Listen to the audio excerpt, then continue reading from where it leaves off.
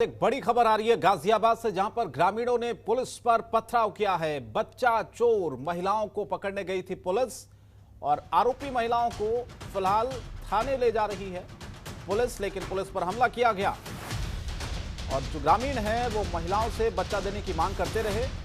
तो गाजियाबाद के लोनी थाना इलाके की घटना है पूरी।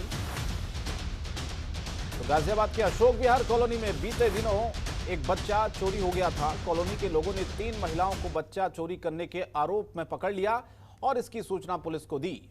मौके पर पहुंची पुलिस ने जब महिलाओं से पूछताछ के लिए उन्हें ले जाने की कोशिश की तो लोगों ने महिलाओं को ले जाने से मना कर दिया। बच्चों की मांग करने लगे तमाम जो लोग वहां पर मौजूद थे, और लेकिन पुलिस ने महिलाओं को ले जाने की जब कोशिश की तो भीड़ ने पुलिस पर किस तरह से हमला किया, ये तस्वीरें हैं। और इस हमले में सीओ लोनी की गाड़ी का शीशा टूट गया और कुछ पुलिसकर्मी घटना की कवरेज कर रहे पत्रकार को भी चोटें आई। पुलिस पथराव करने वाले लोगों पर फिलहाल कार्रवाई की तैयारी कर रही है।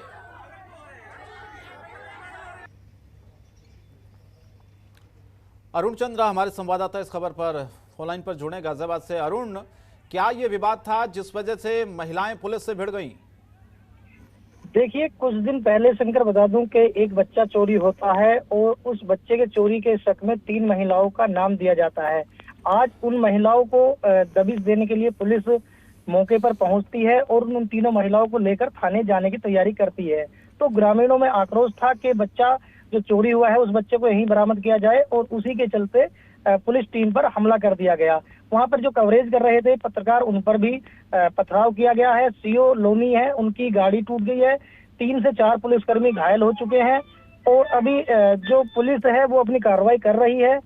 फिलहाल लोगों को वीडियोग्राफी के जरिए चिन्हित किया जा रहा है और चिन्हित करने के बाद जो उपद्रव मचाया जिन औरतों ने, महिलाओं ने और लोगों ने, उनको चिन्हित कर आगे की कार्रवाई की जा रही है। जी शंकर। चलिए, शुक्रिया अरुण इस तमाम जानकारी के लिए। तो पुलिस आगे की कार्रवाई कर रही है, लेकिन पुलिस की गाड़ी का शीशा भी इसमें टूटा है इस पथराव में और कुछ पुलिसकर्मियों को चोटें भी आई हैं।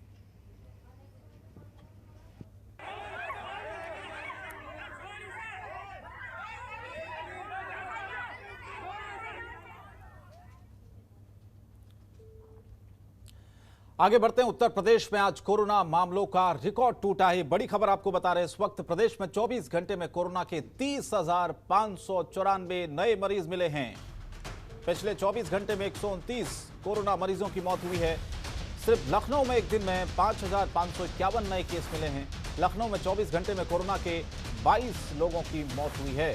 तो देखिए आप, आंकड़ा भी बढ़ता जा रहा है, मौतों का आंकड़ा भी इसमें बढ़ता जा रहा है। नोएडा की बात कर लें पिछले 24 घंटे में तो कोरोना से 700 नए केस मिले हैं। प्रदेश में कोरोना के 1,91,457 एक्टिव केसों की संख्या है। इसके अलावा कोरोना से अब तक 9,830 लोगों की मौत हो चुकी है।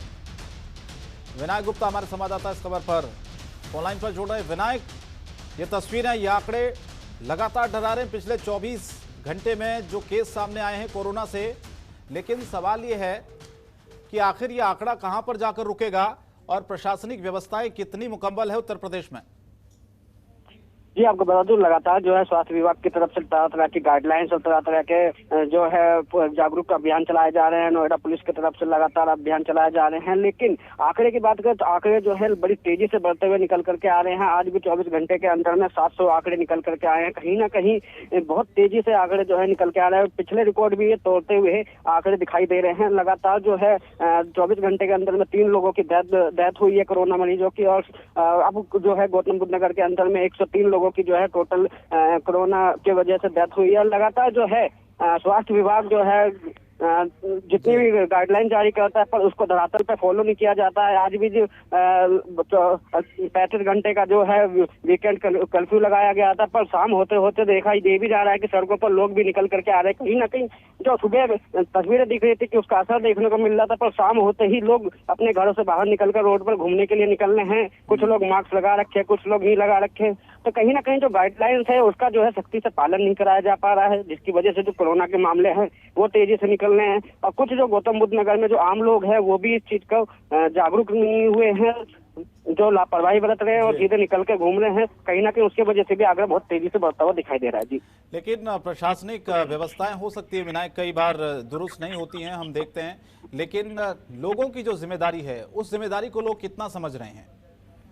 जी, लगातार जो है स्वास्थ्य विभाग और नोएडा पुलिस जो है जगह जगह जाके मार्केटिंग एरिया हो या पब्लिक सिटी एरिया हो, मॉल्स हो, वहां पर जाकर के जागरूक अभियान चला रही है और लोगों को जागरूक कर रही है। लेकिन आम जनता की जो जिम्मेदारी है वो आम जनता अपनी जिम्मेदारी सही से नहीं निभा पा रही है। घर से बाहर भी निकलते हैं अगर इमरजेंसी काम के लिए तो मास्क जो है सही से नहीं लगा रहे हैं, बिना मास्क के भी लोग निकल करके सामने आ रहे हैं। कुछ लोग जो है बिना मतलब के घूमने के लिए भी लोग बाहर निकल करके आ रहे हैं। तो कहीं ना कहीं आम जनता जब तक जागरूक नहीं होगी, जब तक आंकड़ा ऐसी तेजी से बढ़ता रहेगा, आम लोगों को सबसे पहले इसमें जागना होगा और जागरूक जो कर रही है पुलिस उसको पालन करना होगा सख्ती से, तभी जो है ये आंकड़ा गौतम बुद्ध नगर में कम किया जा सकता है। प्रशासन जो अपनी तरफ से लगातार जो है बैठक कर रही है, लोगों को समझाने में जुटी हुई है, लेकिन अगर आम जनता नहीं समझेगी इन बातों को तो आगे चल के आम जनता के लिए ये बहुत हानिकारक रहेगा जी। बिल्कुल, ये खतरनाक हो सकता है विनायक, और इसीलिए लोगों से अपील भी की जा रही है कि आप बाहर निकलें, और बाहर पहली बात तो आप निकले ही नहीं, बहुत जरूरी अगर नहीं हो, अगर निकल भी रहे हैं बहुत ज्यादा आवश्यक है तो आप मास्क जरूर लगाएं। बहुत बहुत धन्यवाद विनायक इस तमाम जानकारी के लिए।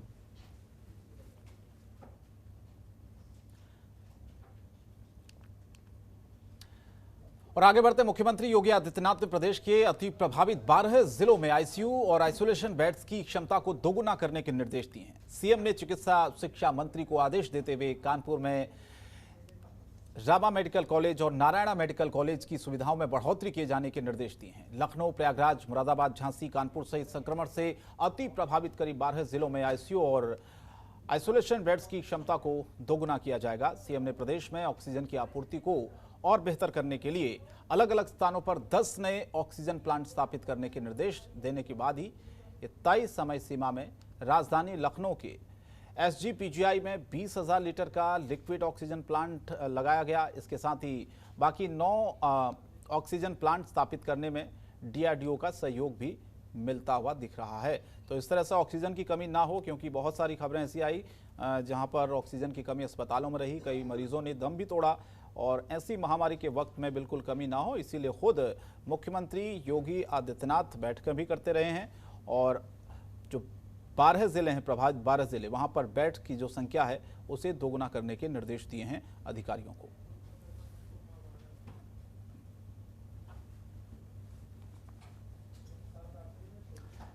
तो जहां पर ज्यादा संक्रमण है जिन जिलों में, वहां पर ज्यादा ध्यान देने की जरूरत है, और ये निर्देश अधिकारियों को मुख्यमंत्री की तरफ से लगातार दिए जाते रहे हैं। आगे बढ़ते हैं, केंद्रीय मंत्री वीके सिंह ने यूपी सरकार और डीएम से बेड के लिए मांग की है। ट्वीट करते हुए कहा है कि प्लीज हमारी हेल्प करें, मेरे भाई को कोरोना इलाज के लिए बेड की आवश्यकता है। अभी गाजियाबाद में बेड की व्यवस्था नहीं हो पा रही है।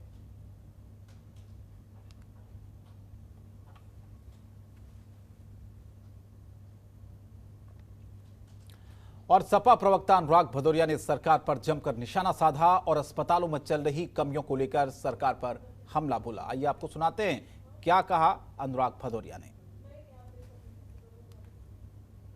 सरकार ने, कमाल है भारतीय जनता पार्टी का, ये भारतीय जनता पार्टी आम जनता को तो कहती रही आत्मनिर्भर हो जाओ, लेकिन अगर यही फॉर्मूला अपने ऊपर अपना लिया होता सरकार ने, अपने जितने हॉस्पिटल थे सरकारी हॉस्पिटल से उसको आत्मनिर्भर कर देती, सारे डिस्ट्रिक्ट हॉस्पिटल से लेके सारे बड़े हॉस्पिटल को आत्मनिर्भर कर देती, सब पे ऑक्सीजन का प्लांट लगा देती और सभी जगह वेंटिलेटर की व्यवस्था हो जाती, तो शायद इतनी कोरोना काल में इतनी लोगों की मौतें नहीं होती, इतनी परेशानी का सामना नहीं करना पड़ता। छोटे छोटे जो डिस्ट्रिक्ट हेडक्वार्टर हैं, चाहे वो प्रतापगढ़ हो, चाहे जौनपुर हो, चाहे गाजीपुर हो, ये छोटे छोटे डिस्ट्रिक्ट हेडक्वार्टर में भी जो हॉस्पिटल उनमें भी ऑक्सीजन का प्लांट लगा देती, उनमें भी वेंटिलेटर की व्यवस्था कर देती, तो उन्हें दौड़ के लखनऊ ना आना पड़ता, उन्हें दौड़ के दिल्ली ना जाना पड़ता, तो कम से कम लोगों की जानें बच गई होती। कमाल है सरकार, आम जनता को आत्मनिर्भर का ज्ञान देती रही। अगर खुद आत्मनिर्भर कर देती हॉस्पिटलों को अपने आप आत्मनिर्भर होते तो शायद आज इतनी मुसीबतों का सामना नहीं करना पड़ता। इसीलिए मैं सरकार से कहूंगा, भारतीय जनता पार्टी की सरकार सिर्फ मार्केटिंग इवेंट की बात करती है, सिर्फ ये बोलती तो है, उस पर अमल नहीं करती। काश सरकार ने आत्मनिर्भर वाली बात, जो आत्मनिर्भर का जो स्लोगन दे रही थी सरकार, उस स्लोगन को हकीकत में अगर हॉस्पिटल को आत्मनिर्भर कर दिया होता, सभी हॉस्पिटलों को आत्मनिर्भर कर दिया होता, तो शायद आज कोरोना काल से लोगों की मौतें नहीं होती। उत्तर प्रदेश के सीएम योगी आदित्यनाथ ने शुक्रवार को ऐलान किया था कि पूरे प्रदेश में हर रविवार को लॉकडाउन लगाया जाएगा। इस दौरान पूरी सख्ती बरती जाएगी। सीएम के आदेश के अनुसार सोमवार की सुबह 7 बजे तक कर्फ्यू लागू रहेगा और इसी कड़ी में मथुरा, कानपुर, नोएडा और मेरठ में सड़कों पर सन्नाटा पसरा हुआ नजर आया, जिस कारण सड़कों पर आवाजाही बहुत कम नजर आई। हालांकि इसी दौरान अभियान चलाकर पूरे प्रदेश भर में सैनिटाइजेशन का काम भी किया गया। ये 4 तस्वीरें आप देखिए, मथुरा, कानपुर, नोएडा और मेरठ की, जहां पर सड़कों पर सन्नाटा पसरा रहा। पूरी तरह से लॉकडाउन का पालन करवाया गया और साथ ही साथ एक अच्छी पहल जो प्रशासन की तरफ से की गई, सैनिटाइजेशन का काम और लोगों को जागरूक करने का, जो कि बहुत ज़रूरी है ऐसे वक्त में।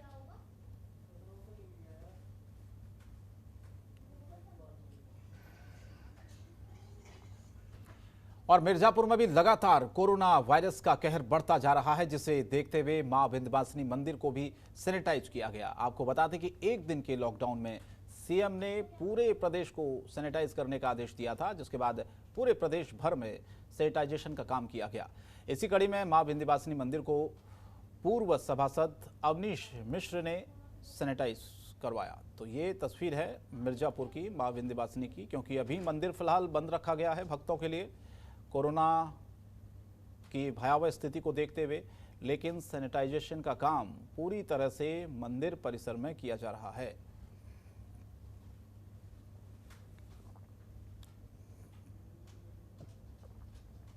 और हमीरपुर में नामांकन प्रक्रिया के दौरान प्रत्याशियों को चुनाव निशान दिए गए, लेकिन इसी दौरान प्रत्याशियों और उनके समर्थकों ने जमकर कोरोना नियमों की धज्जियां भी उड़ाई। चुनाव निशान मिलने की होड़ में प्रत्याशियों ने सोशल डिस्टेंसिंग का पालन नहीं किया। प्रशासन के लाख समझाने के बाद भी प्रत्याशी लगातार कोरोना नियमों का पालन नहीं कर रहे थे। ये तस्वीरें हैं हमीरपुर की। नामांकन प्रक्रिया के दौरान प्रत्याशियों ने जमकर कोरोना नियमों की आज धज्जियां उड़ाई। सोशल डिस्टेंसिंग दूर दूर तक आपको कहीं नजर नहीं आ रही होगी।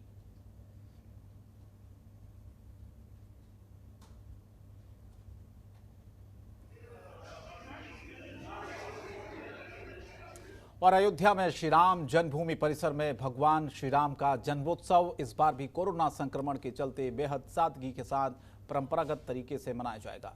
श्री राम जन्मभूमि तीर्थ क्षेत्र ट्रस्ट ने कोरोना संक्रमण के बढ़ते मामले को देखते हुए ये बड़ा फैसला लिया है। श्री राम जन्मभूमि तीर्थ क्षेत्र के महासचिव चंपत राय ने कहा कि घर में रहकर भगवान श्री राम की आराधना करें और राम जन्मोत्सव घर में ही मनाएं।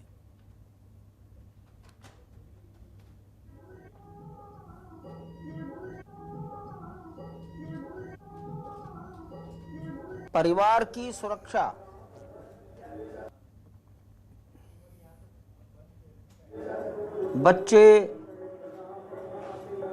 बच्चों के माता पिता, दादा दादी, नाना नानी,